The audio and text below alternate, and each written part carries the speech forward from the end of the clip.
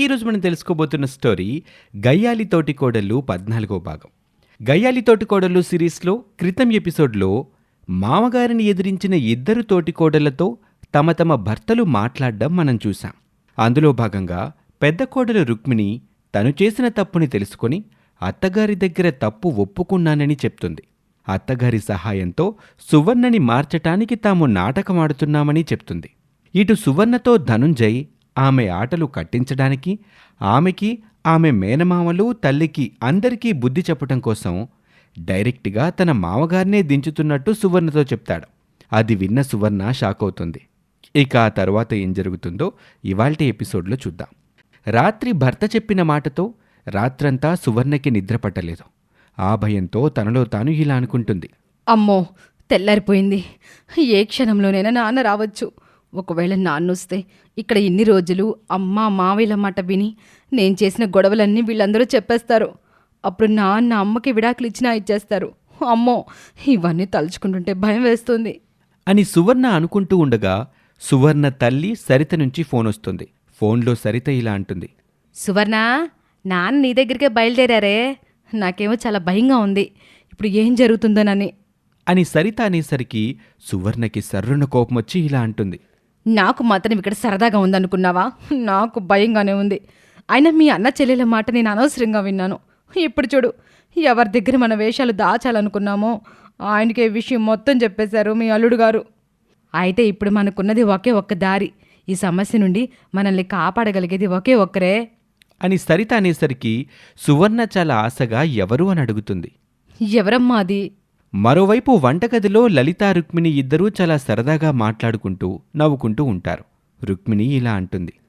అలా చేశారత్తమ్మా. మీ అబ్బాయి పైకి మాత్రం చాలా ధైర్యవంతులా కబుర్లు చెప్తారు. లోపల ఉట్టి పిరికిగుడ్డు మీ పెద్దబ్బాయి అని నవ్వుకుంటూ ఉంటారు. ఇంతలో బెరుగ్గా సువర్ణ అక్కడికొచ్చి అత్తగారు లలితమ్మతో ఇలా అంటుంది. అత్తయ్యా అని పిలుస్తుంది. లలిత సువర్ణని చూస్తూ ఆశ్చర్యంగా ఇలా అడుగుతుంది. ఏమ్మా, ఏమైంది అని అడుగుతుంది. అప్పుడు సువర్ణ తనని క్షమించమని అత్తగారి కాళ్ళ మీద పడుతుంది. ఆమెను పైకి లేపిన లలిత ఇలా అడుగుతుంది. ఏమైందమ్మా? అబ్బాయి ఏమైనా అన్నాడా? చెప్పు చెల్లి, మరిదిగారికి నీకు ఏమైనా గొడవ జరిగిందా? లేదత్తయ్య, నా వల్లే చాలా పెద్ద తప్పు జరిగిపోయింది. దేని గురించమ్మా నువ్వు మాట్లాడేది? నిజానికి నేను మీ అబ్బాయిని పెళ్లి చేసుకోవడానికి కారణం మా పెద్ద మావయ్య దొరబాబు, చిన్న మావయ్య కన్నబాబు. వాళ్ళ మాటలు విని మా అమ్మ మీ అబ్బాయిని ప్రేమించమంటే ప్రేమించి పెళ్లి చేసుకున్నాను. కానీ నాకు మీ అబ్బాయి అంటే నిజంగానే ప్రేమ ఉంది అత్తయ్య. తర్వాత మీ ఇంటికి వచ్చిన తర్వాత మీ పట్ల గయ్యాలిగా ప్రవర్తించమని చెప్పింది కూడా వాళ్ళే.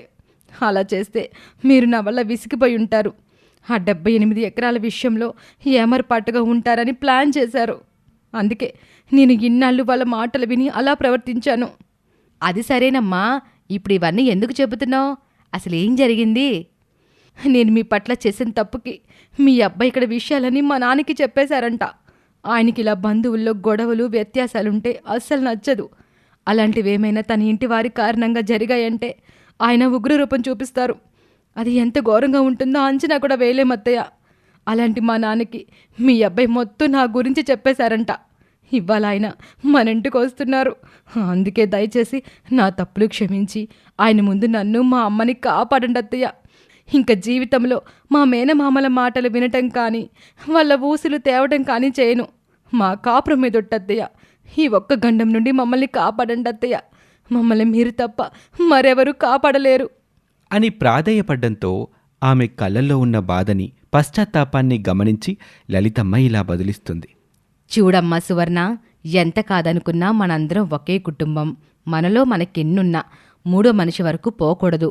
మీ నాన్నొచ్చినా నీకేం భయం లేదులే, మొత్తం నేను చూసుకుంటాను అని సువర్ణకి లలితమ్మ భరోసా ఇస్తుంది. దాంతో సువర్ణ రిలాక్స్ అవుతుంది.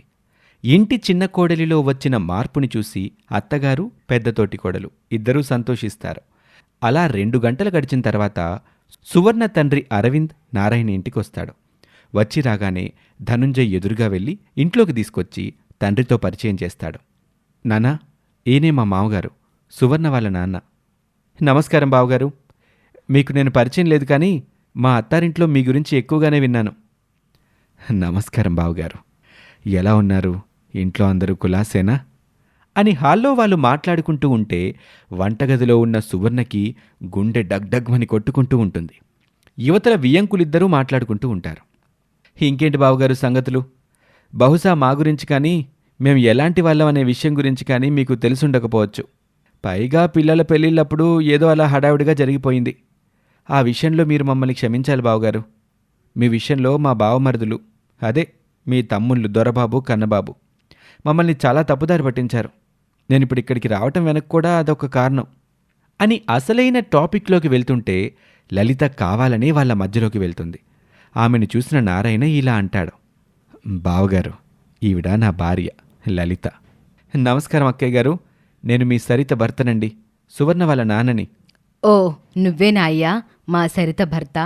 ఎప్పుడో మా పెళ్ళైన కొత్తలో బాగా చనువుగా వదినా వదినా అనుకుంటూ చాలా సరదాగా ఉండేది నాతోటి. మా ఆడపడిచి ఎలా ఉందయ్యా? అందరూ బాగున్నారు అక్కయ్య, ఇప్పుడు నేను వచ్చిన పని కూడా అదే అని టాపిక్లోకి వెళ్ళబోతుంటే విషయాన్ని గ్రహించిన లలితమ్మ ఆ టాపిక్ని డైవర్ట్ చేయటానికి ఇలా అంటుంది, అవన్నీ తర్వాత తిన్నాక మాట్లాడుకోవచ్చులయ్యా అని చెప్పి ఆ క్షణానికైతే టాపిక్ని కట్ చేస్తుంది. కానీ భోజనాల తర్వాత అరవింద్ ఇలా అంటాడు, బావగారు, మీతో నేను కాస్త ముఖ్యంగా ప్రైవేట్గా మాట్లాడాలండి. వచ్చిన విషయం కూడా అదే. భలేవారే బావగారు, పదండి అలా లోపల గదిలో కూర్చుని మాట్లాడుకుందాం అని నారాయణ అనటంతో వియ్యంకులతో పాటు లలితమ్మ కూడా వెళ్ళబోతూ ఉంటే అరవింద్ ఇలా అంటాడు, అక్కయ్య గారు, ఏమనుకోపోతే నేను బావగారు మాత్రమే మాట్లాడుకోవాల్సిన విషయం అది. ఆ తర్వాత బావగారే మీతో మాట్లాడతారు అని అరవింద్ చెప్తాడు. అటు లలితలో ఇటు సువర్ణలో భయం మొదలవుతుంది. ఇప్పటి వరకు తన చేతుల్లో ఉంది అనుకున్న విషయం లలితమ్మ చెయ్యి దాటిపోయిందని అర్థమవుతుంది. అలా ఆ వియ్యంకులిద్దరూ లోపలికెళ్ళి దాదాపు గంటన్నర సేపు మాట్లాడుకుంటారు. బయటకొచ్చిన అరవింద్ సువర్ణని కోపంగా చూసి కనీసం మాట కూడా మాట్లాడకుండా ఆమెను పలకరించకుండా వెళ్ళిపోతాడు. సంభాషణ తరువాత నారాయణలో ఏదో తెలియని కొత్త ఉత్సాహం కనిపించింది. బయటకొచ్చాక భార్య లలితతో ఇలా అంటాడు, లలిత, రేపు మనం మన సురేష్ కోసం పిల్లని చూడ్డానికి వెళ్తున్నామోయ్, సిద్ధంగా ఉండు అని చెప్పటంతో లలితకేమీ అర్థం కాలేదు. లోపలికెళ్ళేటప్పుడు ఆందోళనగా వెళ్ళిన మనిషి బయటికి అంత ఉత్సాహంగా రావటమేంటి? ఆ వచ్చాక సడన్గా ఆఖరి కొడుక్కి పిల్లని చూడ్డానికి వెళ్ళటమేంటి? ఇవేమీ అర్థం కాలేదు. ఏవండి, మీరు తమ్ముడు ఏం మాట్లాడుకున్నారు లోపల? సడన్గా ఈ పెళ్లి చూపుల ప్రోగ్రాం ఏంటండి? ఏమైంది మీకు? నాకేం కాలేదు. ఏ ఇంట్లో ఏం జరగబోతుందో ముందు ముందు నీకే తెలుస్తుంది. ఏమ్మా చిన్నకోళ్ళ, అంతేనా అని నారాయణ అనేసరికి సువర్ణ గుండెల్లో దడ మొదలైంది. ఆమె మనసులో ఇలా అనుకుంటుంది, ఏంటిది? నార్మల్గా వచ్చిన నాన్న కోపంగా వెళ్ళిపోయారు. డల్గా వెళ్ళిన మావయ్య ఆనందంగా బయటకొచ్చారు. అసలు నాన్న ఎందుకొచ్చారు? మా గురించి వీళ్ళిద్దరు ఏం మాట్లాడుకున్నారు అని తల బద్దలు కొట్టుకుని ఆలోచిస్తూ ఉంటుంది సువర్ణ. ఇక అలాగే ఆ రాత్రి గడిచిపోతుంది. ఇక తెల్లారి పిల్లని చూడ్డానికి నారాయణ దంపతులు సురేష్ వెళ్తారు. కానీ అతనికి తన ఇంట్లో ఏం జరుగుతుందో తెలియని అయోమయంలో ఉన్నాడు. కేవలం తండ్రి మాట తీయకూడదు అనే ఉద్దేశంతోనే పెళ్లి చూపులకి వెళ్తున్నాడు సురేష్. కానీ ఇంత సడన్గా పెళ్లి చూపులేంటో, ఈ కథేంటో అతనికి తెలియటం లేదు. చివరికి పెళ్లి వాళ్ళ ఇంటికి వెళ్ళాక ఆ పిల్లని చూశాక అమ్మాయితో మాట్లాడాలని సురేష్ అంటాడు. అలా ఏకాంతంగా అమ్మాయిని అబ్బాయిని పంపిస్తారు. అప్పుడు ఆ పెళ్లి కూతురు ఇలా అంటుంది, చూడండి, మీకు నా గురించి ఏం తెలుసో లేదో నాకు తెలీదు. మా వాళ్ళు నా గురించి ఏం చెప్తే మీరు పెళ్లి చూపులకు వచ్చారో కూడా నాకు తెలీదు. కానీ నాకు మాత్రం ఈ పెళ్లి ఇష్టం లేదు అని పెళ్లి కూతురు చెప్పడంతో అప్పటి వరకు అయోమయంలో ఉన్న సురేష్ కాస్త షాక్ అవుతాడు. అసలు ఒక్కసారిగా నారాయణ కుటుంబంలో వచ్చిన ఈ మార్పులేంటి? కూతురు గయ్యాలితనం గురించి మాట్లాడడానికి వచ్చిన అరవింద్, వియ్యంకుడు నారాయణ అంత రహస్యంగా గదిలోకి వెళ్ళి ఏం మాట్లాడుకున్నారు? గదిలో నుంచి బయటకొచ్చిన నారాయణ సడన్గా ఈ పెళ్లి చూపుల ప్రస్తావన ఎందుకు తెచ్చాడు? పెళ్లి చూపులకి వెళ్ళాక ఆ పెళ్లి కూతురు సురేష్తో పెళ్లి ఇష్టం లేదని ఎందుకు చెప్పింది? అసలు ఆ అమ్మాయి ఎవరు? ఇలాంటి ఆసక్తికరమైన ప్రశ్నలకి జవాబులు వచ్చే ఆఖరి ఎపిసోడ్లో తెలుసుకుందాం. ఈ స్టోరీ మీకు నచ్చితే మా ఛానల్ని ఇప్పుడే సబ్స్క్రైబ్ చేసుకోండి.